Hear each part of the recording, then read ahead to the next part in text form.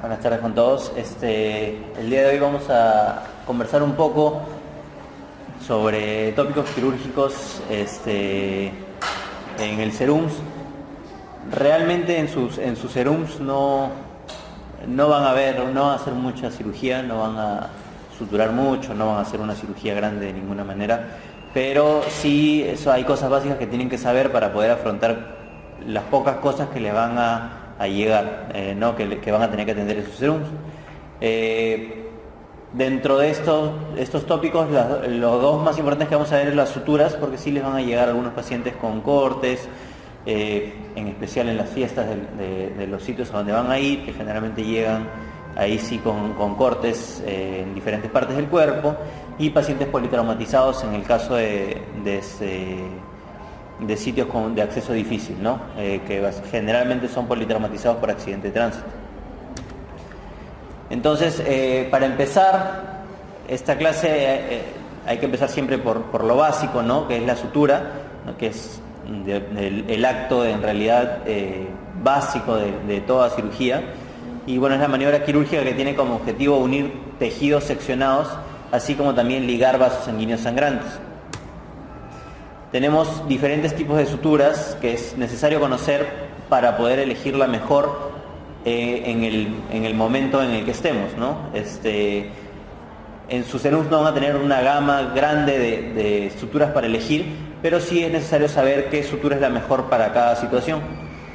En el caso de las suturas las podemos dividir en lo que son monofilamento y multifilamento. Las monofilamento, bueno, como su nombre lo dice, solo son de una hebra, tienen menor resistencia al pasaje de los tejidos, es decir, es más sencillo que pasen por cualquier tejido, no hay mayor dificultad, pero por ser de solo una hebra tienen más riesgo de ruptura de la misma cuando el tejido tiene mucha tensión.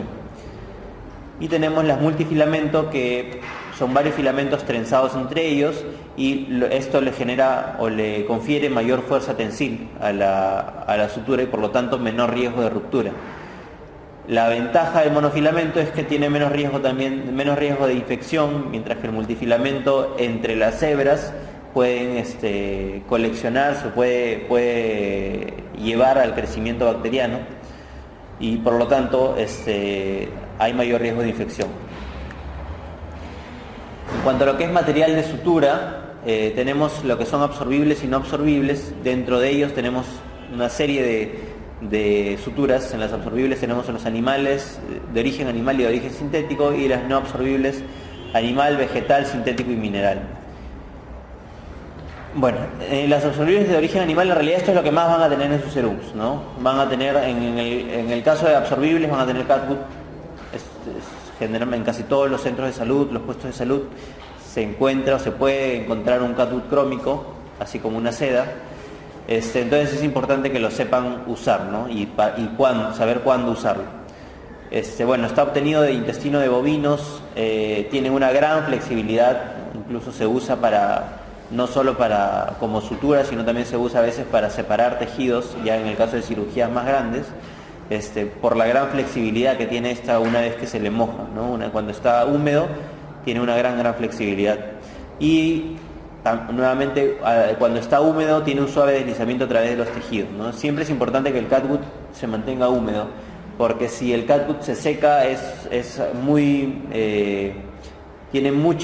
genera mucha resistencia al pasaje de los tejidos y es mucho riesgo de ruptura, ahí tiene mucho riesgo de ruptura. El catgut simple pierde su fuerza tensil a los 5 a 10 días, ¿no? Generalmente se usa para tejido celular subcutáneo, aunque en realidad ya no se usa mucho, ¿no? Ya es poco usado. El catgut crómico es el que se usa mucho más ahora, tiene una fuerza tensil de 14 a 15 días, mucho mayor, y generalmente lo que más se usa es en vías biliares y en urinarias, ¿no? Los urólogos son los que más usan el catgut crómico para hacer sus anastomosis vesicales. En el caso de sus serums, lo que van a tener generalmente es catgut crómico y simple, y es lo que van a usar para tejidos profundos, ¿no? Para tejidos celular subcutáneos, y por ahí tienen que suturar algo más profundo, ¿no? Ya sea tendón, capa muscular o lo que fuera. Pero básicamente es la sutura que van a tener en el caso de tener heridas profundas. Las absorbibles de origen sintético son las más usadas en realidad ya en la mayoría de establecimientos. ¿Por qué? Porque no son antigénicas ni pirógenas como sí lo es el catgut, ¿no? Al ser de origen animal, tiene potencialidad de ser antigénica, perdón, y por lo tanto generar fiebre en el paciente. La desventaja de estos de origen sintético es que producen reacción tisular, ¿no? y con ello lleva a granulomas y pueden infectarse también. La absorción es mucho más lenta, más de 90 días, dependiendo de cada uno de ellos, porque tenemos varios. Los más conocidos es el ácido poliglicólico, el Poliglactin 910 y la polidoxanona. El Poliglactin 910 es el Vicril que todos conocemos, y la polidoxanona es el PDS, que ahora cada vez está siendo más conocido para lo que es trasplantes, suturas pulmonares, y suturas en el caso de las Whipple, en las suturas pancreáticas. En algunos centros de salud van a encontrar el Poliglactin 910, que es el Vicril, ¿no? Que en realidad, sinceramente, para las pocas heridas que van a tener no es necesario, ¿no? Normalmente con un catgut, que es lo que van a tener, basta y sobra.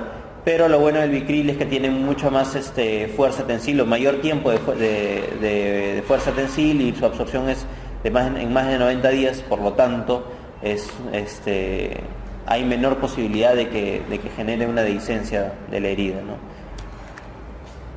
El ácido poliglicólico es de color verde y su fuerza tensil es aproximadamente de 15 días. El Vicril o Poliglactin 910 es de color violeta y su fuerza tensil es de 60 días aproximadamente, ¿no? Lógicamente esta fuerza tensil cambia en tejidos infectados, ¿no? Si nosotros estamos suturando un tejido infectado o si esta herida finalmente se infecta, la fuerza tensil y la absorción del producto va a disminuir, ¿no? O sea, va a ser en menos días, pudiendo haber dehiscencia de herida, ¿no? Entonces, esta fuerza tensil que vemos aquí en realidad es en un contexto ideal, en una herida operatoria completamente limpia que no tiene ninguna complicación. En el caso del PDS o la polidoxanona también es violeta y su fuerza tensil es aún mayor, 70-80 días, es por esto que se está usando cada vez más se está usando, mejor dicho, cada vez se está reemplazando al Vicril por esta fuerza, por estos días más que tiene fuerza tensil, y por lo tanto tiene menor riesgo de dehiscencia. Entonces, estas tres, en general, de las tres, el poliglicólico ya prácticamente está en desuso, casi no se usa, ¿no? Se usa más que nada el Vicril y el PDS, y se usan básicamente para planos profundos que no estén expuestos a tensión. Incluso en algunas literaturas menciona que pueden ser sustitutos de los no absorbibles, ¿no? En planos profundos, que normalmente se pone suturas no absorbibles como por ejemplo aponeurosis, se puede sustituir por un Vicril porque tiene una fuerza tensil de 60 días, con lo cual sobrado va a poder repararse el tejido a nivel de la aponeurosis, y no es necesario entonces que quede el hilo no absorbible en esta zona. En el caso de los no absorbibles tenemos de vegetal, que es el algodón, ¿no? O el lino, como lo deben conocer de su internado, que es es hilo blanco. En realidad en otros países está en desuso, aquí todavía lo seguimos usando bastante. Tiene poca fuerza tensil, pero mejora mucho cuando se le moja, ¿no? Generalmente, cuando han visto en sus diferentes hospitales de internado, cuando se pide el lino, que es el hilo blanco, se pide húmedo, bastante húmedo, porque eso mejora su fuerza tensil. En el caso de los animales, tenemos la seda a la cabeza, que el problema de la seda básicamente es que genera una reacción inflamatoria grande y por lo tanto es un foco de infección. Es por esto que en realidad no debería usarse en suturas de piel, ¿no? Y peor aún en suturas que no sean limpias, ¿no? Suturas limpias contaminadas y menos sucias.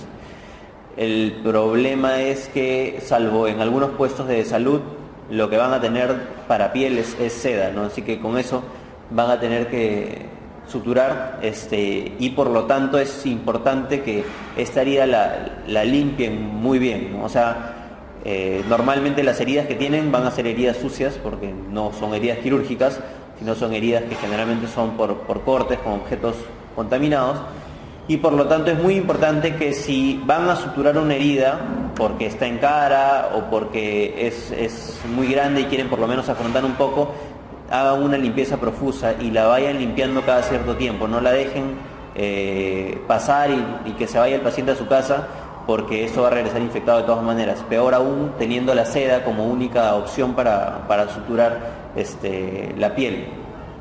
Entonces, acuérdense en su serum, siempre acuérdense que no están en un hospital, no están en una zona totalmente distinta y tienen materiales que tal vez no sean los ideales y por lo tanto adecúense a ellos. O sea, yo sé que lo ideal sería tener todos los materiales ideales, los adecuados y todo, pero no va a ser así. Por lo tanto, les recomiendo que se adecúen al ambiente, que se adecúen a los materiales y traten de hacer lo posible para que todo vaya bien, ¿no? En este caso, si tienen generalmente heridas sucias, que es lo que van a tener asociado a la seda, que es lo único que van a tener para suturar, entonces hagan una limpieza profusa. A toda herida que les llegue, hagan una muy buena limpieza. Si lo van a suturar de primera intención, que generalmente no es lo indicado en la mayoría de casos que van a tener, si lo van a hacer, igual citen al paciente cada 3-4 días en la medida de lo posible para seguir viendo esa herida, limpiándola, porque si no hay alta probabilidad de que se infecte. En el caso del no absorbible sintético tenemos el polivinilo, el poliéster trenzado, Dacron y el PTF. Estas últimas dos son básicamente para suturas vasculares, son suturas que han salido recientemente y se usan básicamente para suturar tejidos vasculares, es decir, arterias o venas a los injertos del mismo material, ¿no? En el caso del Dacron, de la sutura de Dacron, lógicamente para suturar la arteria con Dacron, por ejemplo, y en el caso del PTF del mismo modo, ¿no? Es básicamente para suturar el mismo material del injerto con el mismo hilo, y así, de esta manera, hay mucho menor riesgo de sangrado. En el caso del mineral es no absorbible, bueno, el único que tenemos es el acero quirúrgico inoxidable, que básicamente se da para cirugía ortopédica y cirugía cardíaca, ¿no? Y es para unir hueso, ¿no? Es para unir hueso cuando tenemos una fractura o cuando hemos hecho una esternotomía, por ejemplo, en la cirugía cardíaca. La manera de afrontar nuevamente el hueso para hacer más rápida su cierre, digamos, es con el acero quirúrgico. Bueno, como ya saben ustedes, el calibre de las suturas es, mientras más ceros tenga, más delgado es, ¿no? Y lógicamente mientras más delgado sea, tiene menor fuerza. El mayor grosor que existe es 5, pero casi eso no lo vemos casi nunca. Y el número de ceros, según el número de ceros, es en el sitio donde vamos a suturar. Es decir, por ejemplo, de 5 a 7 ceros generalmente se usa para anastomosis en vasos sanguíneos, y 5 o 6 ceros generalmente se usa para suturas en cara. En el caso de 8 ceros a 11 ceros es para usarlo ya con microscopio quirúrgico, porque no es sencillo verlo sin y en el caso ya de tejido celular subcutáneo, de planos más profundos, generalmente se usa, en el caso de músculo, se usan suturas 0 o 1, y en el caso de planos musculares y aponeurosis, lógicamente, y en el caso de tejido celular subcutáneo se usa 2 ceros y 3 ceros.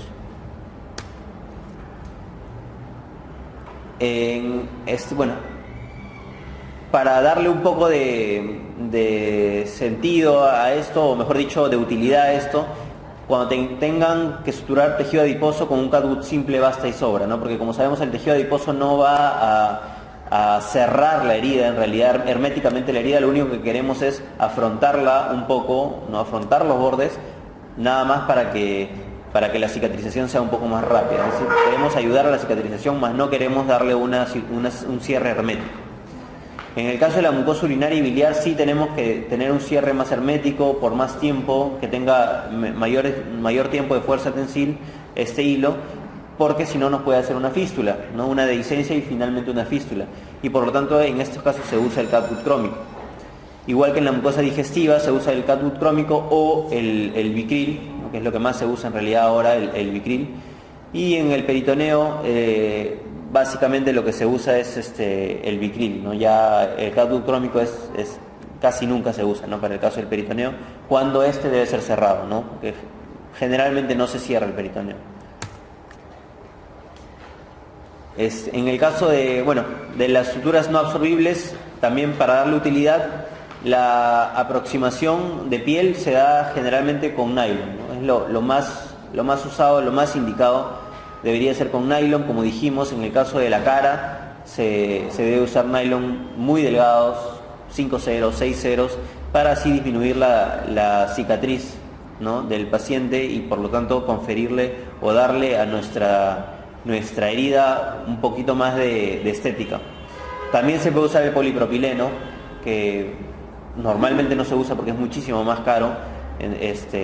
Normalmente no se usa para piel, sino se usa para planos profundos, ¿no? Para vasos sanguíneos generalmente. En el caso de aponeurosis, la literatura en realidad no es muy clara para el caso de la aponeurosis. Algunos dicen que se puede hacer incluso con seda, pero eso en realidad se ha dejado completamente en desuso. La aponeurosis generalmente se hace con una sutura no absorbible que tenga una fuerza tensil larga, grande, como por ejemplo el Vicryl, que es lo que generalmente se usa, o en el caso de, ya por preferencia del cirujano, lo que se puede usar es el nylon.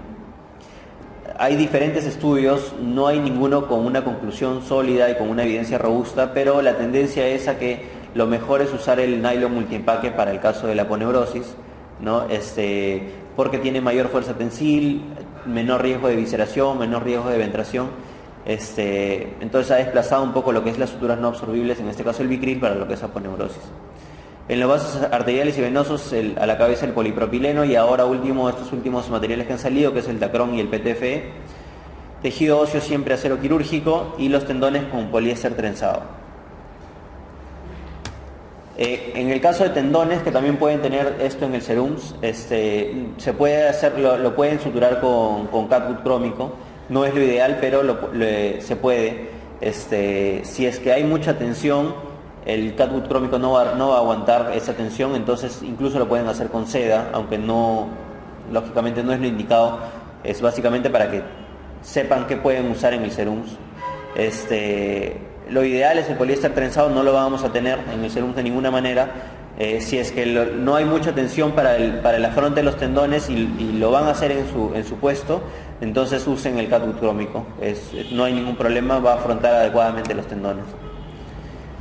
En el caso de la técnica de sutura, como ya ustedes todos han llevado internado, todos deben saber ya cómo se agarra una pinza, ¿no? Es importante que sepan bien eso, ¿no? El índice es el dedo más importante en la sutura porque es el que guía la pinza, es el que nos va a servir de guía. En las orejas de la pinza, o del portaagujas mejor dicho, ahí hay una controversia, ¿no? Porque en realidad algunos prefieren colocar el dedo anular y el dedo pulgar en las orejas del portaagujas. Otros dicen que no es lo adecuado. Lo cierto es que cuando nosotros queremos mayor precisión, generalmente vamos a necesitar colocar los dedos dentro de las orejas del portaagujas. Eso nos va a dar mucha más precisión porque nos va a dar más control del portaagujas. Siempre colocándolos como se ve aquí en esta imagen, no metiendo completamente los dedos, sino solo digamos que el ortejo del dedo prácticamente, el pulpejo del dedo. No se mete completamente el dedo, no se introduce completamente el dedo en las orejas. Y cuando nosotros queremos tener más movilidad, porque estamos en planos profundos, son suturas difíciles, entonces lo ideal es no colocar los dedos dentro de las orejas del portaagujas, porque colocándolas tenemos la limitación del único movimiento de la muñeca, ¿no? Y no vamos a poder hacer otro tipo de suturas en profundidad. Entonces, en realidad ahí es a comodidad del cirujano, ¿no? Si estamos en planos superficiales o si necesitamos mayor precisión, es necesario colocar los dedos dentro de las orejas, si no, lo ideal es no colocarlos.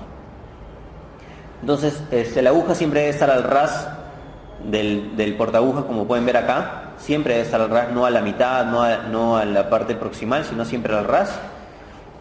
Del medio de la aguja, algunos dicen hasta máximo el tercio distal, o bueno, en este caso el tercio proximal de la aguja, es lo máximo que debe estar. No debe estar más atrás, porque si no la aguja tiende a doblarse e incluso hasta romperse, si es que estamos suturando tejidos duros. Y no debe estar más adelante, porque si no, no vamos a poder dar el punto adecuadamente, ¿no? Lo ideal es que esté a la mitad de la aguja. Como dijimos, el índice dirige, y esto es muy importante, que generalmente esto es lo que nos olvidamos, los 90 grados. O sea, la aguja tiene que clavar el tejido, o sea, tiene que entrar perpendicularmente al tejido y después recién hacer la curva, porque si nosotros entramos haciendo la curva no vamos a dirigir adecuadamente la aguja y no vamos a agarrar todo el plano que debamos suturar. Entonces siempre la aguja debe entrar perpendicular al tejido, ¿no? En 90 grados. Bueno, la técnica de sutura básica, ya como la deben conocer también, es básicamente cuando es instrumentada, es la que pueden ver acá, ¿no? Es darle la vuelta al portaagujas y cerrar. Y los tipos de puntos, los que más van a usar o los que más se usan son los puntos simples, ¿no? No van a usarlos, mejor dicho, no van a usar los continuos, no van a usar surjet, porque generalmente son heridas sucias, como les digo, ¿no? En el caso de los puntos continuos tenemos el simple, el bloqueante, o que es el cruzado, y el intradérmico, ¿no? Que el intradérmico, si no se les ocurre usarlo, primero porque no van a tener el material adecuado, y segundo porque se les va a infectar la herida de todas maneras si es que usan esta sutura intradérmica. Entonces, lo bueno de la sutura continua es que es más rápida, es mucho más rápida de terminar, de realizar, y generalmente es incluso más estética, en el caso de la intradérmica en especial. Pero el gran problema, ¿no? Y motivo por el cual les digo que no lo usen en sus serums, es que no permite el drenaje, porque cierra herméticamente la herida. Y entonces, ante heridas sucias, este tipo de punto está contraindicado. Nunca se deben hacer suturas continuas en heridas sucias, o en una herida limpia, pero que tenga potencial, que tenga riesgo de infectarse por la zona en la que está, por ejemplo. En el caso de las suturas intermitentes o suturas interrumpidas, bueno, son las que ya conocemos, la sutura simple y los diferentes tipos de colchoneros, ¿no? Es generalmente el cierre más seguro para la piel, y se da básicamente, o de todas maneras tienen que hacerlo en heridas con riesgo de infección. Entonces tenemos aquí el colchonero, el punto colchonero, o el punto PAC, que es en realidad el punto probablemente más usado en la sutura de cirugía general, cualquier tipo de sutura de cirugía general. Tenemos el punto en U de Sarnoff, que es el que está aquí a la mano izquierda, y tenemos el punto en X hemostático, que generalmente este punto en X no se usa en piel, sino se usa en tejidos profundos cuando hay heridas sangrantes y no vemos el cabo o no identificamos exactamente dónde sangra. Entonces se puede hacer un punto en X o punto hemostático, que justamente, como su nombre lo dice, la ventaja de este punto es que generalmente entre sus hebras aprisiona, ¿no?, el tejido sangrante, y por lo tanto realiza la hemostasia. En el caso de la ligadura también es importante que sepan, ¿no?, que ante un sangrado arterial o un sangrado venoso a chorro, ante un sangrado venoso lo pueden ligar, ¿ok? Cualquier vena la pueden ligar, en realidad. Dudo mucho que se enfrenten a una yugular, a una vena de gran calibre, pero incluso hasta este tipo de venas se pueden ligar sin ningún problema.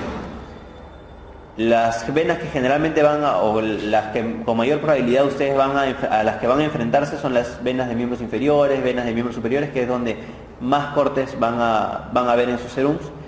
Toda vena se puede ligar. Sin miedo, líguenla nomás y cohiban el sangrado, no hay ningún problema. Lo más importante en una vena es identificar bien el cabo, clamparlo y ligarlo. Porque si empiezan a poner punto tras punto tras punto, la vena se va a seguir desgarrando probablemente y va a seguir el sangrado. Entonces, ante un sangrado venoso, traten de identificar bien el sitio de sangrado y líguenlo. Si no lo pueden ligar, solo pongan punto hemostático en esa zona de sangrado. No pongan un punto muy grande porque pueden desgarrar la vena.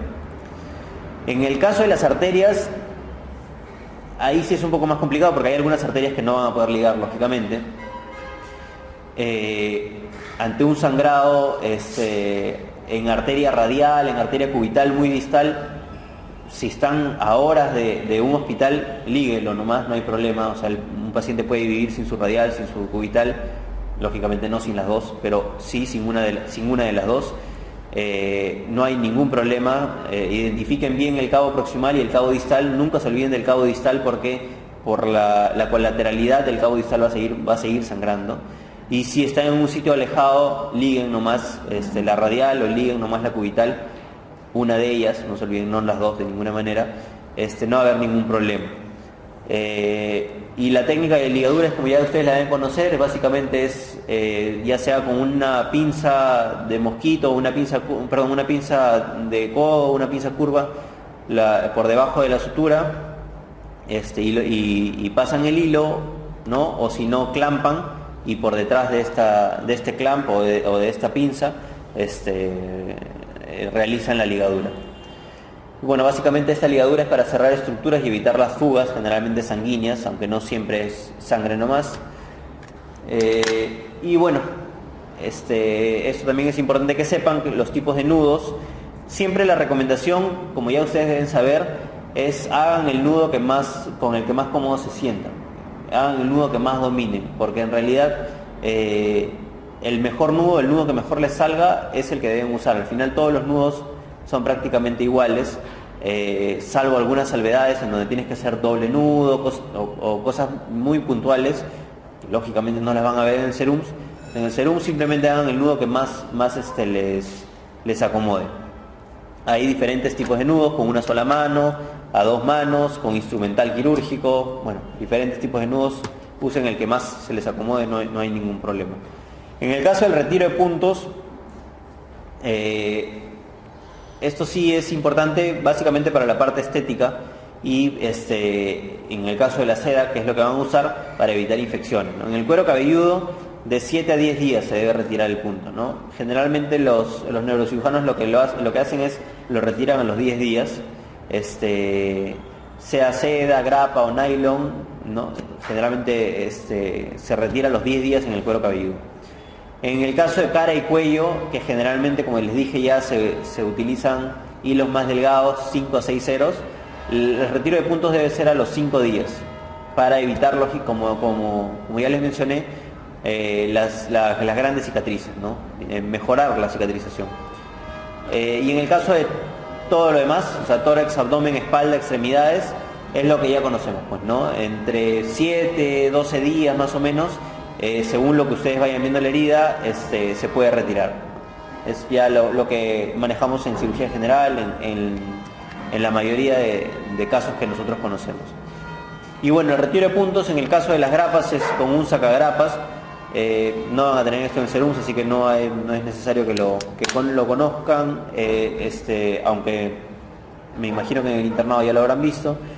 Y en el caso de las suturas con nudo, ¿no? O sea, mejor dicho, con sutura en sí, la técnica es solo sacar un cabo, no cortar los dos, porque si no todo lo que está enterrado aquí por debajo de la piel, lógicamente se va a quedar.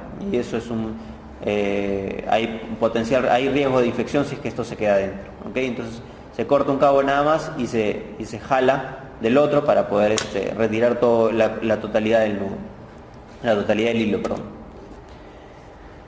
Otro tema muy importante y quizás el más importante para ustedes, porque en realidad estoy seguro que todos ustedes saben suturar muy bien, saben qué hilos usar, van a manejar esto de la mejor manera, no tengo la menor duda, solo esto es básicamente ha sido para refrescarles. Pero lo que sí es necesario que sepan, que refresquen, que aprendan y que sigan refrescando cada cierto tiempo durante el SERUMS es como el manejo del politraumatizado, porque eso sí les va a llegar porque muchos sitios en el SERUMS son de difícil acceso y hay muchos accidentes de tránsito y por lo tanto tienen que saber cómo manejar por lo menos la etapa inicial de un paciente politraumatizado hasta que pueden llegar a referirlo a un hospital de mayor complejidad. Ustedes van a hacer la primera parte, así que esa parte tiene que estar bien hecha. Tiene que estar bien hecha para asegurar la vida del paciente. Entonces, como definición, politraumatizado es aquella persona que sufre lesión traumática de 2 o más órganos o sistemas. ¿Ya? Esa es la definición de un politraumatizado. 2 o más órganos o sistemas y que le confiere, lógicamente, un potencial riesgo vital para el accidentado. O sea, este trauma, esta lesión que ha sufrido en 2 o más órganos o sistemas puede llevarlo a la muerte. Eso es un paciente politraumatizado. ¿Y cuándo se va a morir el politraumatizado? Bueno, tenemos la distribución trimodal de la muerte en esos pacientes politraumatizados, que se divide, como su nombre lo dice, en 3 etapas. La primera etapa es la que ocurre segundos a minutos después del accidente, y a esa etapa nosotros no vamos a llegar, por lo general. ¿Y por qué se da? Generalmente por ruptura de la aorta, lesiones cardíacas o lesiones en tronco o médula espinal alta. O sea, son aquellas personas que fallecen apenas ocurre el accidente, y generalmente son estas 3, ¿no? Es esta triada, ¿no? Aorta, corazón y médula espinal alta. Y bueno, aquí no hay mayor acción que podamos tomar nosotros porque generalmente no vamos a ver este tipo de lesiones.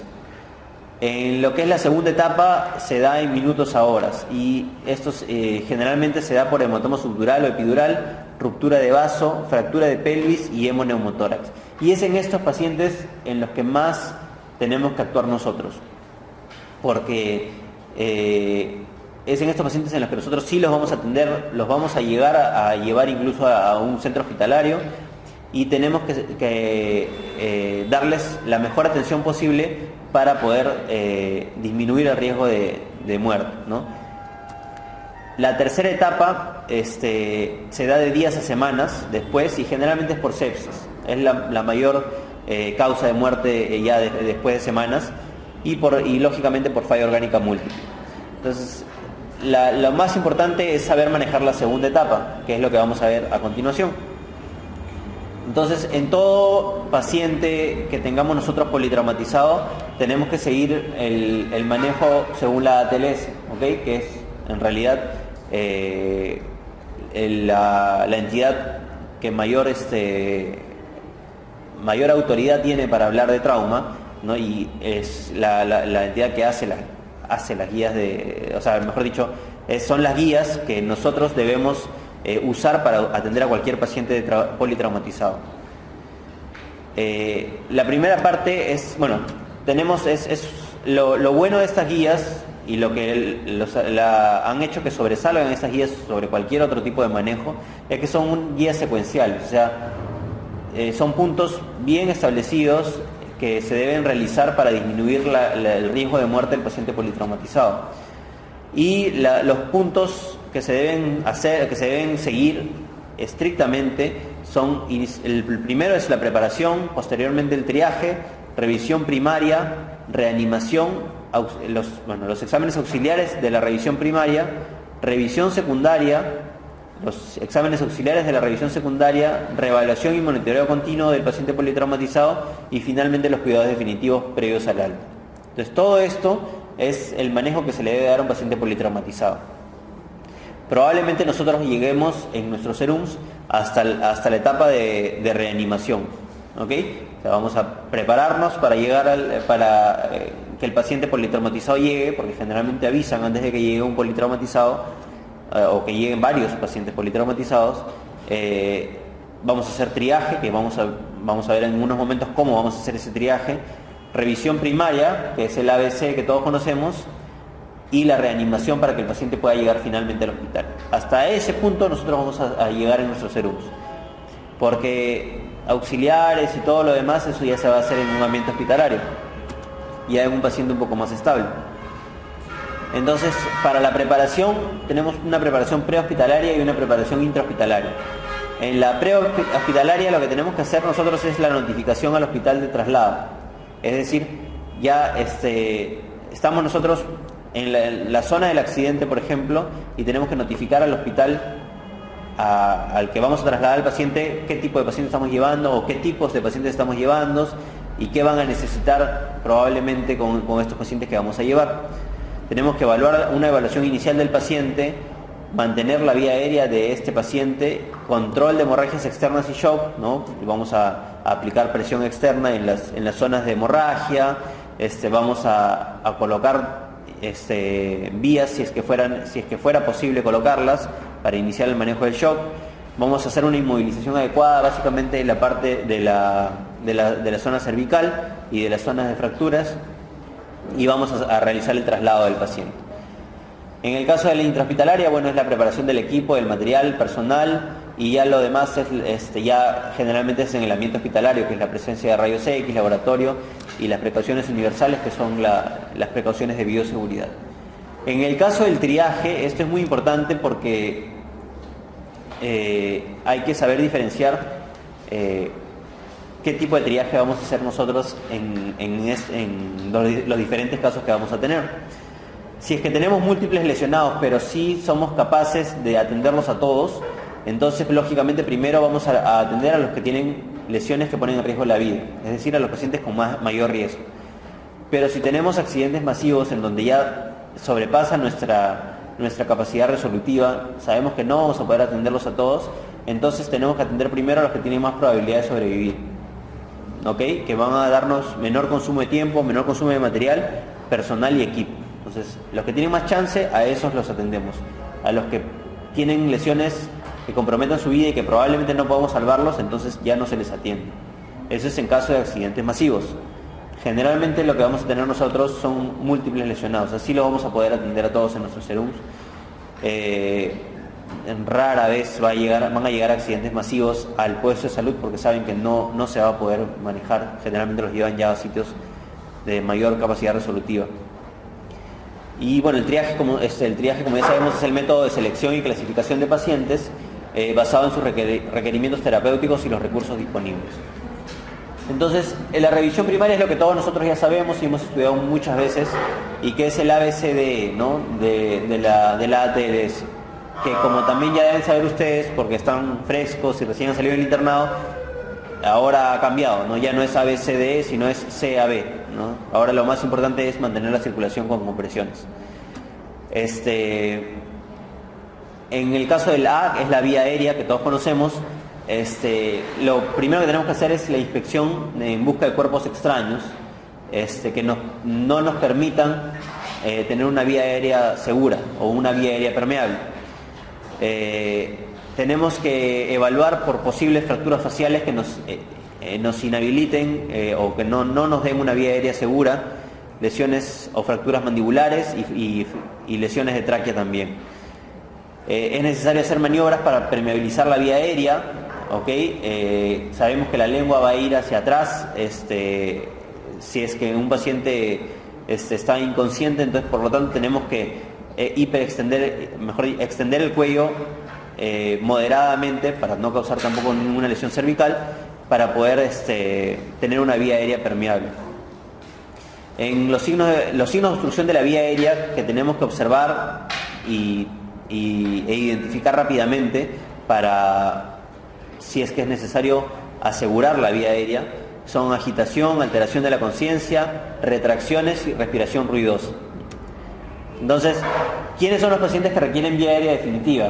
Vía aérea definitiva es intubación orotraqueal, nasotraqueal o la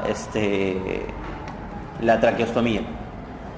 Son pacientes que estén en apnea, que estén en Glasgow menor o igual a 8 o estatus convulsivo, que tengan un trauma facial inestable, que haya lesión de la vía aérea, que haya un tórax inestable o falla respiratoria, que el paciente no tenga reflejo nauseoso y por lo tanto haya riesgo de aspiración, y que haya imposibilidad de mantener la vía aérea por otro método. Todos estos pacientes deben llegar a una vía aérea definitiva, es decir, a una intubación orotraqueal, nasotraqueal o una traqueotomía. En el caso de la respiración, bueno, lo que tenemos que inspeccionar es la frecuencia y la profundidad de la respiración. Hay que evaluar los pulmones en caso de para ver si es que hay de repente alguna alteración, no está pasando adecuadamente el murmullo vesicular, está abolido, de repente tenemos algún hemotórax o un neumotórax, y hay que evaluar también la pared torácica en busca de enfisema subcutáneo tal vez, o en busca de quimosis que nos hagan pensar en un traumatismo de alto impacto que pueda llevar a múltiples fracturas coxales y a un tórax inestable. Y bueno, las lesiones que comprometen la respiración son básicamente tres, ¿no? Que son el neumotórax a tensión, el tórax inestable con contusión pulmonar y el neumotórax masivo. Entonces, neumotórax a tensión es aquel neumotórax que por el volumen de aire que hay en el tórax, ¿no?, ha colapsado completamente el pulmón y está llevando las estructuras mediastinales hacia el lado contralateral y no permite la respiración adecuada. ¿Qué se hace en el caso de neumotórax a tensión? No van a colocar su dren, estar poquito a poquito colocando, porque eso demora mucho. En neumotórax de tensión se punza una aguja en la línea medio clavicular en el segundo espacio intercostal y se drena el aire hasta que ese neumotórax se vuelva neumotórax sin tensión, digamos. ¿Ok? Una vez que ya el paciente está respirando mejor, está más aliviado, recién ahí se procederá a colocar el tubo de drenaje definitivo.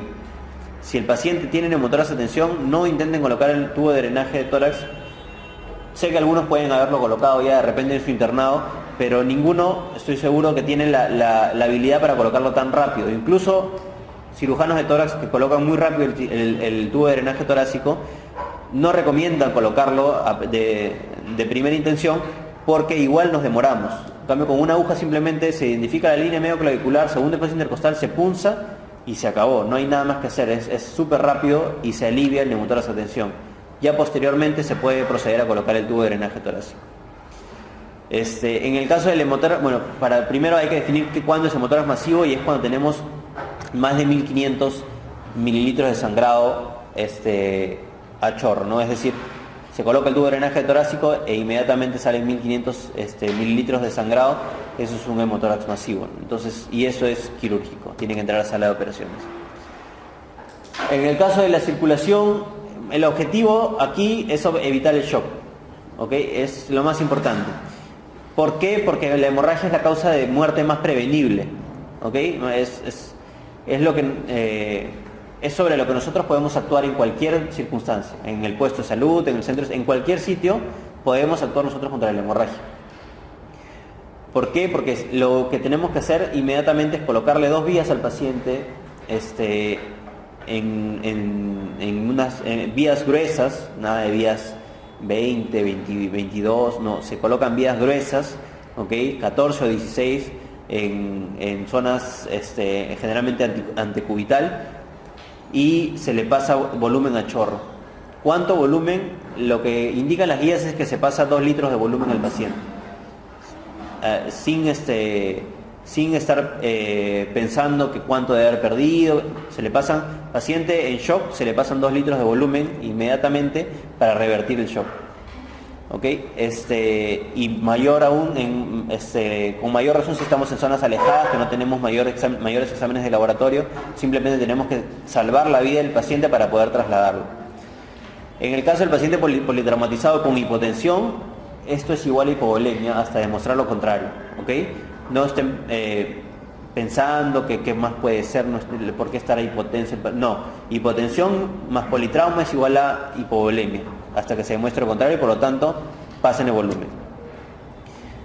De todas maneras, es importante que sepan la clasificación, que me imagino que ya todos ustedes conocen, que es la clasificación de la hipovolemia, ¿no? Según clase 1, 2, 3 y 4, según la cantidad de sangre perdida, ¿no? Y que tenemos los diferentes signos y síntomas que debe tener el paciente.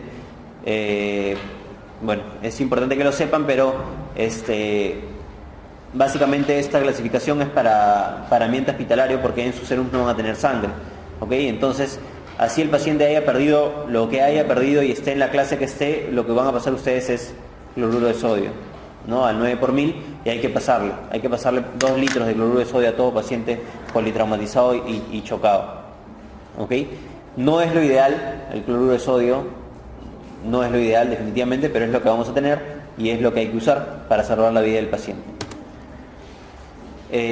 Como ya les dije nuevamente, lo más importante en estos casos es el control de la hemorragia. ¿Ok?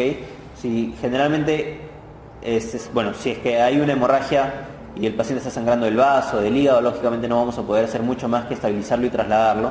Pero en el caso de que la lesión sea una lesión externa, ¿no? O sea, una hemorragia visible, lo que tenemos que hacer nosotros, aparte de reanimar al paciente, es decir, ponerle sus vías, pasarle volumen, es controlar la hemorragia. ¿Cómo la vamos a controlar? Como ya les dije, ¿no? Presión sobre la herida. Si logran identificar los cabos y pueden ligarlos o pueden suturarlos, digamos, con puntos hemostáticos, háganlo. En el caso de sangrados venosos, en el caso de sangrados arteriales, compriman la herida, la misma herida, nada de torniquetes, la misma herida se comprime y se procede al traslado, pasándole volumen al paciente, siempre por vías periféricas, y como les dije nuevamente, 2 litros de infusión de cristaloides. Pásenle nomás, no hay problema. Si el paciente después se congestiona, eso no estén pensando ustedes, eso ya se verá en el hospital. Ustedes simplemente pasen el líquido al paciente porque lo que tienen que hacer es reanimarlo. En el caso del D, es el déficit neurológico. Eso se da básicamente por la escala de Coma de Glasgow, que ya la conocen, y la alteración se puede deber a la disminución de la perfusión cerebral en el caso del paciente chocado, hipovolémico. Se puede deber también a hipoglicemia, a alcohol en el caso de pacientes que hayan estado bebiendo, que va a ser muy frecuente también que lo vean, y a lesión traumática del sistema nervioso central. ¿Okay? Entonces, de lo que se puede tratar acá, en realidad pocos puestos de salud tienen un hemoglucotest. Si ustedes tienen el suyo, háganlo al paciente, tómenle su hemoglucotest antes del traslado para ver si de repente eso es lo que tienen que solucionar, aunque por lo general más del 90% de los casos lo único que va a necesitar el paciente es volumen. No es la hipoglicemia la causa de la inestabilidad. Ya en el ámbito hospitalario, ¿cuándo se va a tomar la TAC? Cuando haya un deterioro de conciencia, un Glasgow 15 pero con pérdida transitoria de conciencia, amnesia post-trauma, déficit focal, o sea que hay una hemiparesia o cualquier focalización, signos de fractura de cráneo que nos está hablando de un impacto, de una lesión de alto impacto, trauma penetrante o una cefalea severa. Y finalmente lo que se debe hacer es la exposición y control ambiental. La exposición es básicamente desvestir al paciente y buscar cualquier lesión, cualquier trauma que no hayamos visto en la evaluación inicial, y se va a cubrir al paciente. El control ambiental lo que nos habla es de ver al paciente, o sea, hacer un examen completo en busca de otras lesiones y cubrirlo y mantener el calor del paciente. No nos vayamos a ir a la hipotermia. Siempre hay que monitorizar las funciones vitales. Si es que se tiene AGA, es raro la verdad, se tomará un AGA y las imágenes ya se tomarán en el hospital una vez que llegue. Básicamente esto es lo que les quería comentar, es lo que más van a ver desde el punto de vista quirúrgico en el SERUMS, porque como les dije al inicio de la clase, en realidad mucha cirugía no va a haber en el SERUMS, ¿no? Es más que nada pediatría, obstetricia, y algo de medicina que van a ver. Cirugía es muy poco. Lo poco que van a ver es una que otra sutura, que ya lo vimos, ¿no? Y que ya me imagino que lo conocen. Y lo que más van a ver en cirugía es politrauma, ¿no? Porque tienen que saber manejarlo y tienen que saber hasta dónde llegar, ¿no? Siempre tienen que conocer sus límites.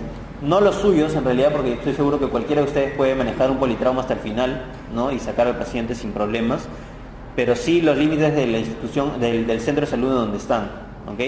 Va a haber ya un punto en el que no puedan hacer más por el paciente y por lo tanto no deben llegar a ese punto. Deben reanimar al paciente y referirlo lo más rápido para que el paciente llegue lo más estable posible, estable idealmente al hospital, y en el hospital puedan seguir con la atención del politraumatizado.